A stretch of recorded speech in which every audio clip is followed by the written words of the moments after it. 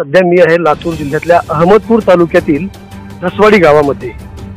मागील 8 ते 10 महिन्यामध्ये आरक्षणाचा दुसरा बळी गेलेला आहे आणि धसवाडी येथील अमोल वैजनाथ पौळ या तरुणाने, या 30 वर्षाच्या तरुणाने गळफास घेऊन आत्महत्या केली। त्याचं कारण आहे मराठा आरक्षण मिळणार कधी असा त्याचा सवाल होता, परंतु सरकारला आजपर्यंत जाग आली नाही आणि म्हणून या ठिकाणी मला यावं लागले। मी अमोलच्या आईकडे जाणार आहे, थेट काय तिची प्रतिक्रिया असणार आहे आपण बघूया।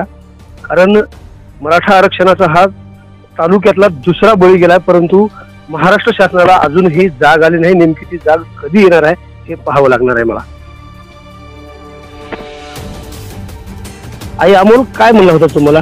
तुमची आणि अमोलची काय बातचीत झाली होती? आरक्षणामुळे म्हणला आज जाते म्हणला होता, कुठतरी पैसे नाही। कसा होता स्वभाव अमोलचा? काय काय करत होता अमोल? अमोल काही नाही, बाहेर गाडी कवा कवा चलित होता, बरं ते मुंबईला गेला होता, ते त्याच होता। आता लय दिवस किती दिवसापासून करू लागला होता तो असा विचार? 15 दिन झाला, आता जास्त बोलच नाही गेला। आणि शेवटची तुमची आणि त्यांची बातचीत कधी झाली?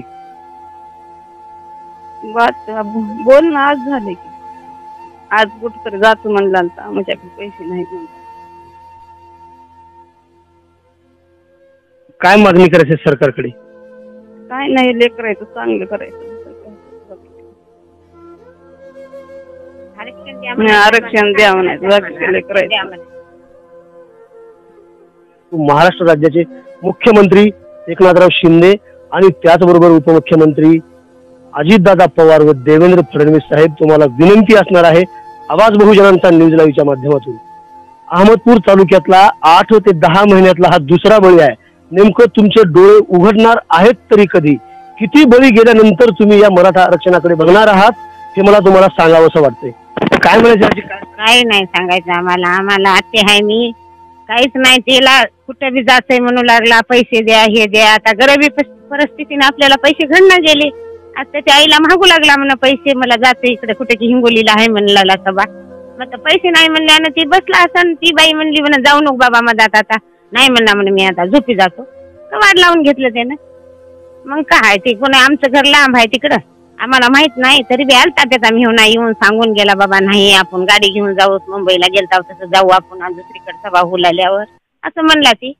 मग त्याला ऐकलंच नाही, ती गेला भाडं घेऊन आमचा लिव, आणि मग ते मध्येच कबाड लावून त्याला वाटलं झोपलंय आता, असं झालं। 30 वर्ष झालेत अमोलला, लग्न सुद्धा केला नाही, नेमकं काय म्हणत होता तुम्ही? नातेवाईक आता आत्या आहेत म्हणतच होता आम्हाला आरक्षणच मिळायचं म्हणून, आरक्षण म्हणायचं। त्या मुंबईला गेलता की कुठं जाऊच लागला, ती पोराय संघ कुठे बी जाऊ लागला, कुठे बी जाऊ लागला। आज बी म्हणू लागला म्हणून जातोय मला पैसे द्या म्हणू लागला म्हणून।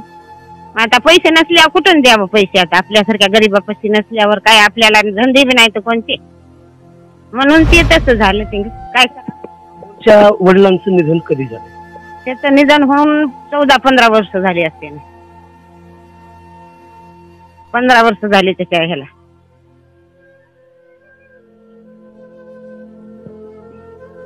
हे चित्र जे आहे अमोल वैजनाथ पौळ या अविवाहित तरुणाच्या घरचं चित्र तुम्ही बघू शकता। हे अमोलचं घर दिसतंय। मासूमभाई, तुम्हाला विनंती असणार आहे अमोलचं हे घर दाखवायचं आपल्याला। जे रियालिटी जी आहे, आवाज बहुजनांचा न्यूज लाईव्हच्या माध्यमातून मी प्रशासन शासनाच्या दरबारी मांडण्याचा प्रयत्न करणार आहे। बघू शकता तुम्ही, ही अमोलची स्थिती, अमोलच्या घरच्यांची ही स्थिती आहे। घरावरची आमच्या आजही पत्रे सुद्धा निघाले नाहीत, परंतु तरुणाई मात्र आमची कुणीकडे वळते आहे हा विचार करण्यासारखी गोष्ट आहे। मनोजदादा जरांगे पाटील यांच्या माध्यमातून हा संघर्ष पेटलेला आहे, मात्र ही नेमकी लढाई थांबते कुठे हे मात्र बघणं आवश्यक आहे। अमोल पौळचं हे घर तुम्ही बघू शकता, ही स्थिती आहे अमोल वैजनाथ पौळ या 30 वर्षीय अविवाहित तरुणाची। घरची जी स्थिती आहे अतिशय बिकट परिस्थिती आहे। वडील 15 वर्षापूर्वी निघून गेलेले आहेत, त्यांचं निधन झालेलं आहे आणि आई होती त्यांच्या सोबत आणि त्यांचे कुटुंबीय माझ्या सोबत जोडले गेले आहेत, बोलत आहेत ते। नेमकी स्थिती काय आहे हे तुम्ही बघू शकता। मी तुम्हाला इथून ती खरी परिस्थिती काय आहे हे दाखवण्याचा मी प्रयत्न करतोय। आणखी सविस्तर माहिती घेण्यासाठी मी काही मराठा सेवा संघाचे या ठिकाणी पदाधिकारी आहेत, आपण त्यांच्याकडे जाऊया. सर, आजची स्थिती खरं तर हे मी तुम्हाला प्रश्न विचारण्याची नाहीये, परंतु तुमच्या सोबत राहिलेला एक बिनीचा शिलेदार आज गमावलाय तुम्ही, काय प्रतिक्रिया आहे? परिस्थिती खूपच गंभीर आहे. तर आपण म्हणल्यासारखं गेल्या 8-9 महिन्यामध्ये अहमदपूर तालुक्यातील हा दुसरा बळी आहे. अहमदपूर तालुका असेल किंवा महाराष्ट्र असेल, आत्महत्येचं सत्र असंच चालू राहिलं तर परिस्थिती खूप गंभीर होणार आहे. तुमच्या माध्यमातून तालुक्यातील आणि महाराष्ट्रातील सर्व तरुणांना मी कळकळीचं आवाहन करतो की कुणीही टोकाचं पाऊल उचलायचं नाही. आणि सरकारला सुद्धा विनंती आहे की या तुमच्या दिरंगाईला कंटाळून अजून किती आत्महत्या होणार देवालाच माहिती. पण या प्रसंगी सर्वांनी संयम बाळगायचे, उद्विग्न व्हायचं नाही, निराश व्हायचं नाही. एखादी गोष्ट नैराश्य आणत असेल तर आपल्या कुटुंबाशी बोला, मित्राशी बोला, आमच्याशी बोला, मन मोकळं करा. पण हे टोकाचं पाऊल कृपया कुणी घेऊ नये. आणि आत्महत्या हा खूपच गंभीर विषय असून कुणीही ह्या प्रकाराकडे वळू नये, कारण कोणत्याही समस्येचं उत्तर आत्महत्या असू शकत नाही. अमोल मराठा समाजाला आरक्षण मिळवून देणे हीच खऱ्या अर्थानं अमोल पोळला श्रद्धांजली असेल. अमोल पोळच्या कुटुंबियाच्या पाठीशी आम्ही सर्व सकल मराठा समाज, सर्व सकल बहुजन समाज खंबीरपणे पाठीशी आहोत. त्यांच्या कुटुंबाच्या दुःखात आम्ही सहभागी आहोत. आणि याबरोबरच तालुक्यातील आणि राज्यातील सर्व तरुणांना विनंती आहे की आपण कसलाही असा आत्महत्येचा विचार न करता धीराने ह्या प्रसंगाला तोंड द्या.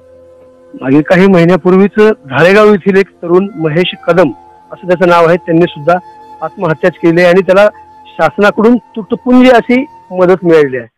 या मदतीबद्दल काय सांगायचं आहे? त्या संदर्भात आम्ही पाठपुरावा करणार आहे.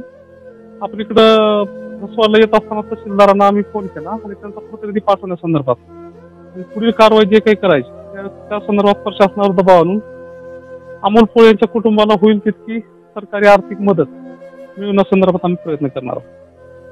महाराष्ट्र राज्य सरकारला आवाज बहुजनांचा न्यूज लाईव्हच्या माध्यमातून विनंती आणि आवाहन आहे की तुमच्या तुटपुंज्या मदतीमुळे काहीही होत नाही, परंतु त्यांना जीवन जगण्याचा आधार कुठेतरी मिळतो. परंतु ते मदत तुम्ही कसलंही आश्वासन न देता मराठा आरक्षणावरती काय तोडगा काढता येईल, मराठा समाजातील अनेक तरुण आणि तरुणी आत्महत्याचं जे सत्र सुरू ठेवलेलं आहे यांना थांबवाल का? त्याचबरोबर माझ्यासोबत अमोल पोळचा सख्खा भाऊ सुद्धा आहे. एक वर्षापासून काहीच काम करीत नव्हतं, काय नव्हतं, मग फक्त आरक्षण कुठेही मोर्चा राहिला तिकडे जात होतं. शेतात तर नेलं तर चार्जिंग संपलं तर फक्त न्यूज साठी घरला चार्जिंग लावा येत होतं. कुठलं काम नाही, काही नाही, फक्त आरक्षण.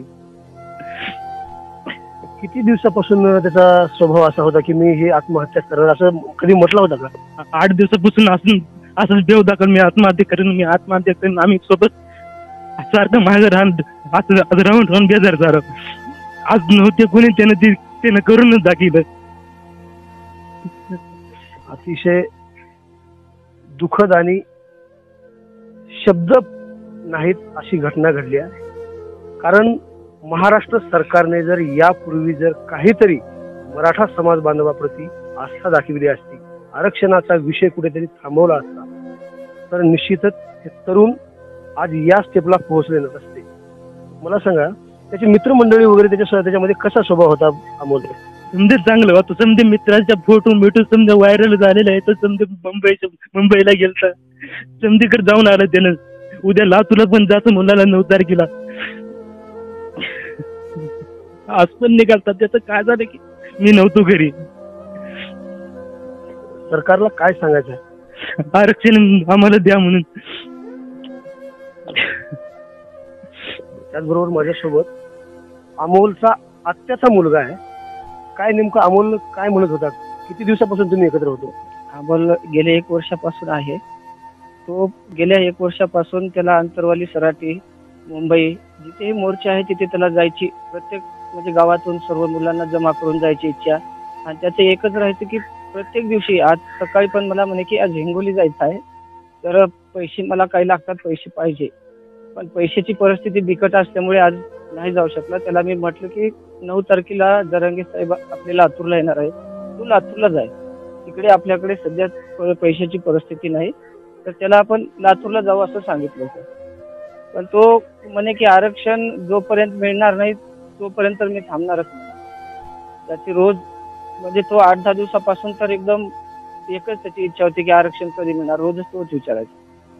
अजय आणि महत्वाची अपडेट पाहण्यासाठी पाहत राहा ABN फॉर आवाज बहुजनांचा न्यूज करता कॅमेरामन मासूम शेख यांच्यासह शिवाजीराव गायकवाड, अहमदपूर, लातूर. आवाज बहुजनांचा.